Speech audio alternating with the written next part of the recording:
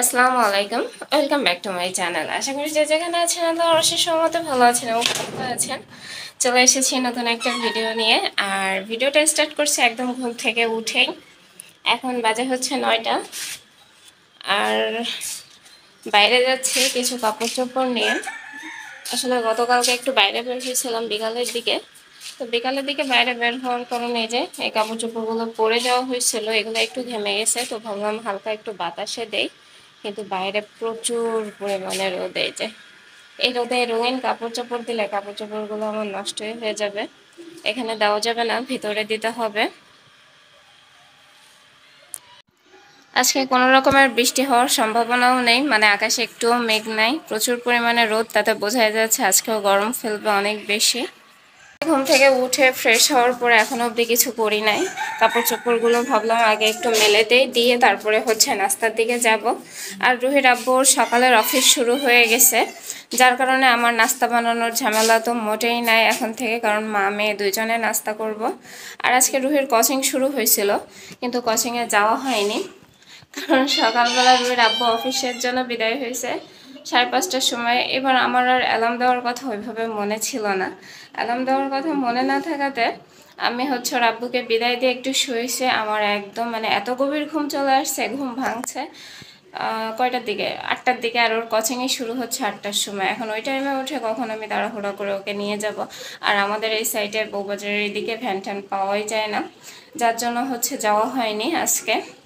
তো আব্বু আসলে একটু রাগঝাক করবে, কিন্তু কি করব আমিও বুঝে উঠতে পারিনি। তবে ইনশাল্লাহ আগামীকাল থেকে নিয়ে যাব। আর বাড়ির পিছন সাইডটা এই যে প্রচুর পরিমাণে রোদ আজকে, প্রচুর পরিমাণে। তারপরে বলা যায় না, যেহেতু আষাঢ় মাস, বিকালের দিকে বা দুপুরের দিকেও মেঘ করে আসতে পারে। এখানে একটু মেঘ দেখা যাচ্ছে, বাকিটা আল্লাহ ভরসা। গতকালকে যে কাপড় চোপড়গুলো ছিল সেগুলো আগে একটু উঠাই ফেলবো, কারণ এখন এখানে জায়গা নাই। আর এগুলো শুকায়ও গেছে অলমোস্ট। তো এগুলো উঠায় তারপরে ওই কাপড়গুলো দিয়ে দিব এখানেই। আসলে ঈদের পরে তেমন একটা কোথাও ঘুরতে যাওয়া হয়নি আমাদের। ঘুরতে বলতে কি, ওই যে বাড়িতে গেলাম, বাড়িতে যে তারপর হচ্ছে মামার বাড়ি, এই যে এইসব জায়গায়। তাছাড়া যে মেয়েটাকে নিয়ে একটু কোথাও খেলাতে নিয়ে যাব পার্কে ঠার্কে, সেভাবে যাওয়া হয়েছিল না। তো যেহেতু আজকে রুহির আব্বুর অফিস ছুটি হয়ে গেছে, এদিকে রুহিরও ছুটি শেষ প্রায়। তো ওর আব্বুই বললো যে তাহলে চলো মেয়েটাকে একটু খেলাধুলা করাই নিয়ে আসি, পার্ক থেকে ঘুরাই নিয়ে আসি। তো যার জন্য আর কি গতকালকে বের হয়েছিলাম। তো বাইরে প্রচুর পরিমাণে গরম ছিল, এই কারণে আর ভিডিও করে হয়ে ওঠেনি। আর তার উপরে কথা হচ্ছে, আমার কালকে দুপুরে ভিডিও করতে করতে ফোনের স্টোরেজ ফুল হয়ে গেছিলো। ফুল হয়ে যাওয়ার কারণে আমি হচ্ছে ভিডিও করতে পারিনি। এমনকি কালকে দুপুরে রান্নার পরে কোনো ভিডিওই করতে পারিনি। মানে ফোনের স্টোরেজ ফুল হয়ে গেছে, তার উপরে আমার যে পেন ড্রাইভের কানেক্ট করার যে ওটিজি, সে ওটিজিটাও নষ্ট হয়ে গেছে। তো কালকে বাজারে গেছিলাম ওটিজি আনতে, কিন্তু দোকানওয়ালা আঙ্কেল এমন একটা ওটিজি দিয়ে দিয়েছে, বাসায় আসার পরে আমি নিজে বুদ্ধ হয়ে গেছি। তবে ইনশাল্লাহ আজকে আমি না যাই, রুহির আব্বুকে পাঠাবো ওটিজিটা চেঞ্জ করে আনার জন্য।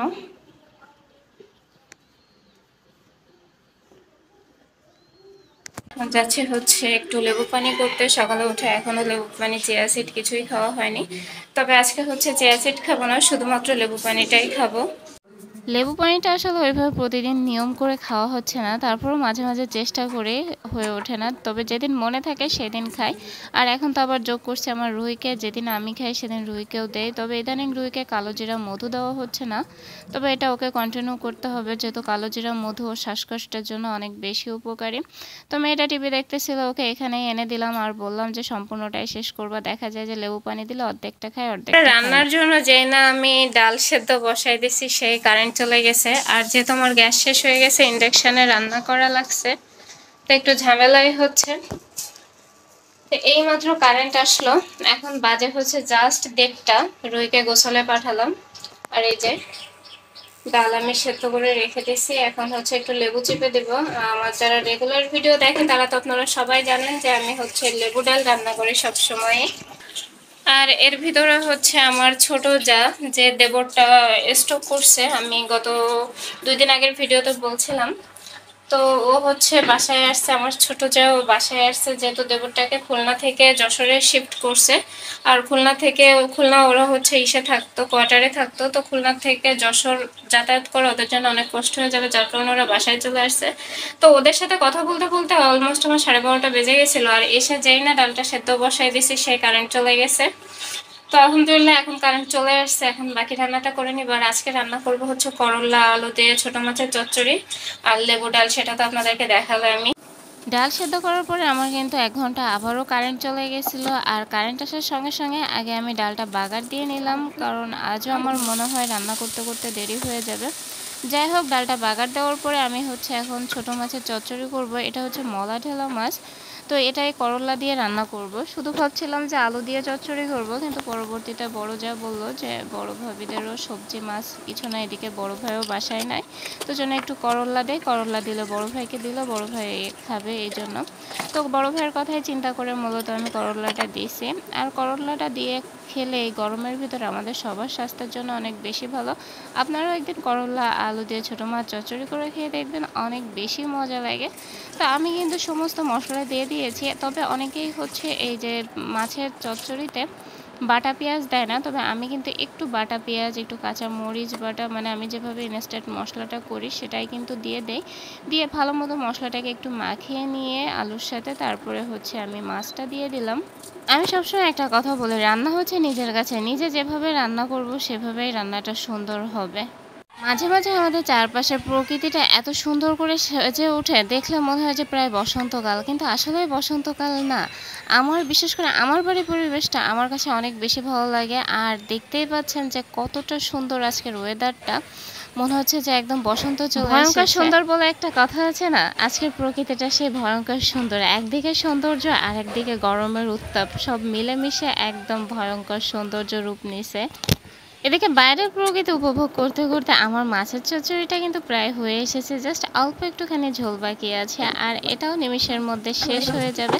এই যে আমার রান্নাটা কিন্তু এখন প্রায় শেষ, এখন একটু লবণটা চেক করে আমি নামিয়ে নিব। আর মাছের চচ্চড়ির কালারটা দেখে আমার কাছে এত বেশি লোভনীয়, রান্না শেষ হতে না হতে সোজা চলে আসলাম খাওয়া দাওয়ার কাছে। মাঝে মাঝে তরকারিগুলো এমন বেশি লোভনীয় হয়ে যায়, আমাকে আর একদমই ওয়েট করাতে দিতে মন চায় না, যার জন্য সবাইকে বললাম যে খেতে চলে আসো, খাওয়া দাওয়া করে তোমরা তোমাদের বাকি কাজটা সারা। এদিকে আমার খালা বসে গেছে, আর ওইদিকে রুহির আব্বু তো ফোন নিয়ে চলে আসছে। আর রুহিকে আমি আজকে থেকে মানা করে দিয়েছি যে টিভির ঘরে বসে খাওয়া দাওয়া হবে না, খেতে হলে একদম সবার সাথে বসেই খেতে হবে। বিশেষ করে দুপুরের খাবারটা তো অবশ্যই তুমি চা বা অন্যান্য হালকা খাবারগুলো ঘরে বসে টিভি দেখতে দেখতে খাও, আমার কোনো প্রবলেম নাই, কিন্তু দুপুরের খাবারটা যখন তোমার আব্বু, তোমার দাদু, দাদু বলতে খালা, ও খালাকে দাদু বলে একসাথে খাবো, তখন হচ্ছে তুমিও বসে। আর এটা ছিল সন্ধ্যাবেলায় রুহিকে পড়তে বসে রুহি বললো যে আম্মু চা খাবো, তোর জন্য চা বানাতে চলে আসলাম। এর ভিতর খালা চলে আসছে, তো খালার জন্য একটু দিয়ে দিচ্ছে। তো দেখা গেছে লাস্টের দিকে খালা হিসাবে চা দেওয়া হয়েছিল না, তো পরবর্তীতে তিনজনে মিলেমিশে একদম খাওয়া দাওয়া হয়ে গেছে। আর আপুরাকে একটা জিনিস দিতে ভুলে গেছেন, যদি আপনারা এখনো আমার ভিডিওটা দেখা কন্টিনিউ করতে থাকেন তাহলে অবশ্যই শেষের দিকে এসেও নিতান্ত একটা লাইক দিয়ে তারপরে ভিডিও থেকে বিদায় নেবেন। তবে আজকের ভিডিওটা এই পর্যন্ত। আমার ভিডিওটা যদি আপনাদের কাছে ভালো লেগে থাকে, আমার নতুন ভিউয়ার্সদের উদ্দেশ্যে অবশ্যই আমার চ্যানেলটা সাবস্ক্রাইব করে আমার চ্যানেলের পাশে থাকবেন। ইনশাল্লাহ দেখা হবে নতুন কোনো ভিডিওতে। ততদিন পর্যন্ত সবাই ভালো থাকবেন, সুস্থ থাকবেন। আল্লাহ হাফেজ।